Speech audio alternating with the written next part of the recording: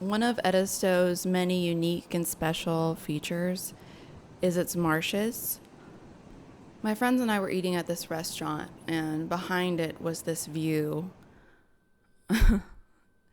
Pretty special view for just, parking lot behind a restaurant. It was this house across the marsh at high tide, surrounded by trees, and I just got, that sudden spark of inspiration where I knew I had to paint it.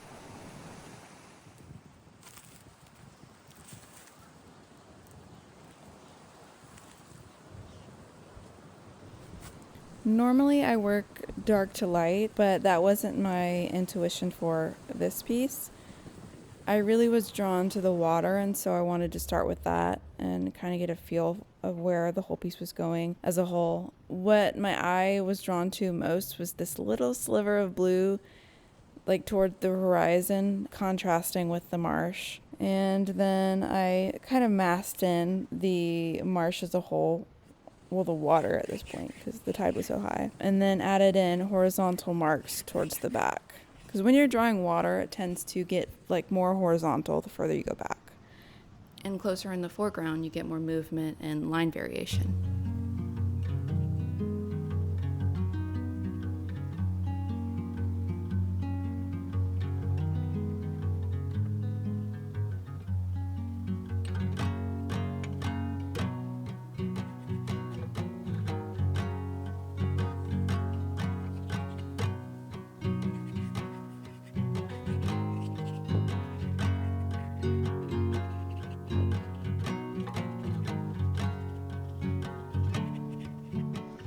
Here you can kind of see that concept taking effect. It's really flat in the water towards the horizon, and the closer the water gets to me in the foreground, there's more diagonals and vertical marks.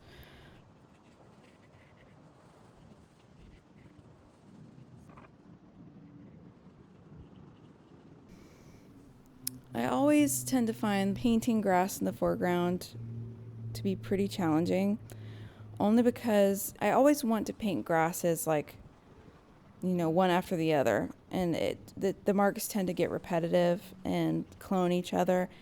And so when I'm painting grass, the closer it is to you and the more vertical marks that you need to make, I really try and intentionally make the marks variable so that they don't look fake, because nature has variety.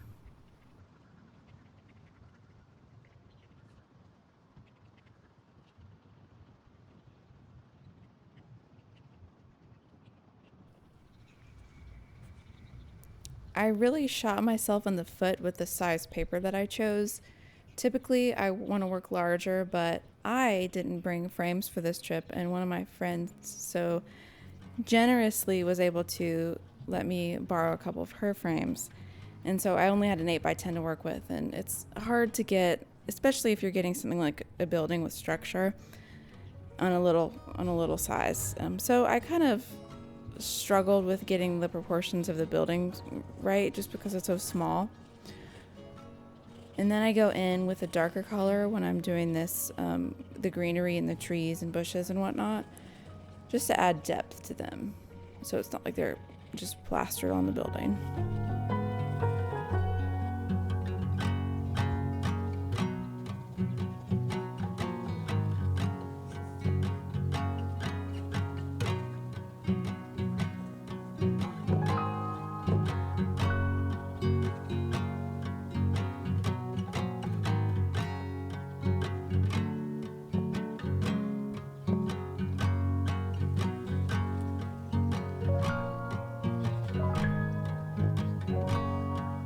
When I'm painting sky with soft pastel, I find it necessary to paint around the objects that are there. And, the sky isn't one hue and value all the way down. It tends to get lighter and warmer towards the horizon.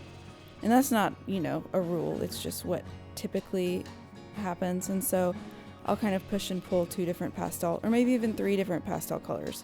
I'll push and pull them in a gradient, so that it gives a nice transition.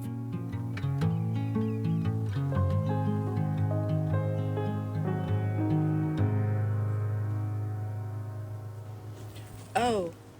Ah! You guys scared me. Raccoons just popped up on me. Hi, raccoons. Please don't get near me. Thank you. Goodbye.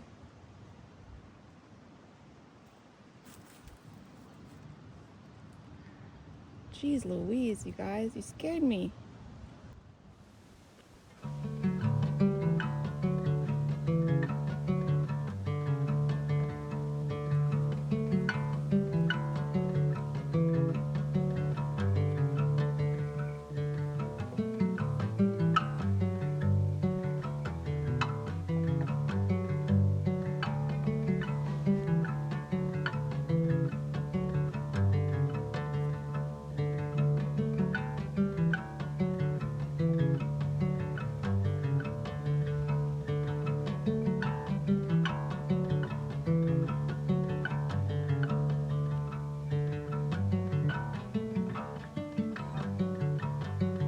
And once I get the amount of detail that I want in this house, I begin adding in the greenery to the mass in front of it. This part I typically like to work dark to light and just go lighter with my values as the greenery emerges out of the shadows. And this is another time when I really try and incorporate variety because, you know, it's just so easy to start drawing trees an equal distance from each other. So again, I am consciously creating variety.